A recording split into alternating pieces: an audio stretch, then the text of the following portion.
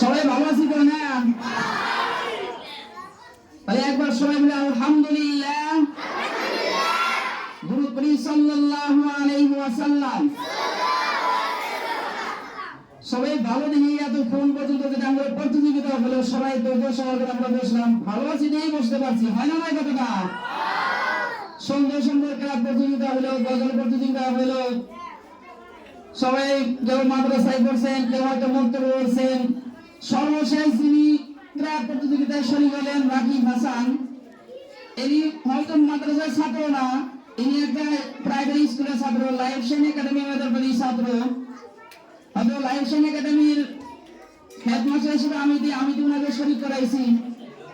এই একাডেমিতে জেনারেল শিক্ষার সাথে ধর্মীয় শিক্ষা দেওয়া হয়, আর সেই ধর্মীয় শিক্ষাটা সংসদ সহকারেই দেওয়া হয়। যাই খুবই ভালো লাগছে যে ইনারা এই মাদ্রাসার প্রতিযোগিতার ছাত্রের মধ্যে আমার স্কুলের ছাত্রকে শরীক হওয়ার জন্য সুযোগ দিয়েছেন। এনাকে আমি আমার অন্তরের থেকে ধন্যবাদ জানাই। আর এই অর্থ অঞ্চলের মুরব্বী যিনারা ধৈর্য সহকারে এই প্রতিযোগিতাটা পরিচালনা করতেছেন, ওনারা বসে রয়েছেন, ওনাদেরকে আমার অন্তরের থেকে আন্তরিক ধন্যবাদ। আর যিনারা সহযোগিতা করছেন তাদেরকে অন্তরের থেকে ধন্যবাদ জানাই।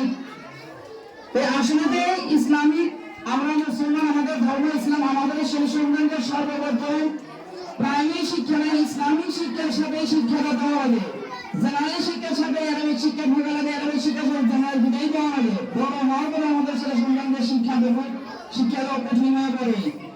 কাজে অনুরোধ করবো এনে যারা আমাদের গার্জিয়ান যারা আছেন, যদি অন্য উপযুক্ত ছেলে সন্তান যদি মনে আশা করেন যে জেনারেল প্লাস ধর্মীয় শিক্ষা আমরা সেটা সন্তানকে দিব, আশা করি আমার স্কুলে হয়তো এডমিশন করে দিবেন। মেধাবী বাজার পূর্ব দরিয়ারপাড় মাইজারি স্কুলের নাম হলো লাইফ শাইন একাডেমি, যার সাথে ইসরায়েল শিক্ষার সাথে ধর্মীয় শিক্ষা আমরা বাধ্যতামূলক করছি। ইনশাআল্লাহ যাদের আশা যে আমরা জেনারেল শিক্ষার সাথে ধর্মীয় শিক্ষা দেব, তাই আমার সাথে যোগাযোগ করবেন। বা ছাত্র এডমিশন করার আগে আমরা স্কুলের সম্পর্কে আপনারা তথ্য নিতে চান, যদি নিতে পারেন আগে দেখেন শিক্ষার সুবিধা কিরকম আছে না আছে, জেনারেল কিরকম আছে না আছে, ধর্মীয় সাথে কত বিদ্যা হয় আছে না আছে, নিশ্চয় আপনারা দেখেন। আমরা এই দুনিয়াবি শিক্ষার পাশে কইরা একটা স্টুডেন্ট আছে মাসে 2000-3000 টাকা খরচ করে দূরে দূরে স্কুলে দেই। অবশ্য ধর্মীয় শিক্ষা করে খরচ তারা বলে ইলমু ফারিজাতুন কুল্লা মুসলিম ও মুসলিমা, প্রত্যেকটা পুরুষ এবং নারী করে ইলমের শিক্ষা অর্জন করা খরচ করে দিয়েছে। এই খরচের পাশে ছেড়ে দিয়ে আমরা যেটা দুনিয়াবি লাভ আসলে কোনো ফায়দা নাই, তার পিছনে আমরা হাজার হাজার টাকা খরচা করি। তো ওদেরকে কই দিছি এইখানে আমার স্কুলে দিয়ে দুনিয়াবি এবং আখিরাত দুইটাই হবে। আর যিনারা আসলে নিয়ত করছেন যে না আমরা আসলে সন্তানকে আসলে শিক্ষা দেওয়া লাগে, আমরা মাদ্রাসায় আসি হাফিজ বানাই, এই হাফিজের যেটা মর্যাদা, কালকে আমাদের দিন হাফিজ সাথে করবো যে তোমাদের বাবা মাদের সঙ্গে যারা তুমি জান্নাতে যাও, হাফিজ সালামুল কোরআনে একটা আয়াত পড়বো আর জান্নাতের ধাপে ধাপে আগ বেড়ে যাবে।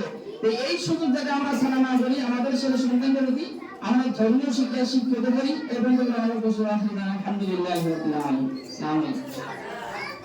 তারপরে আমাদের আজানের পরে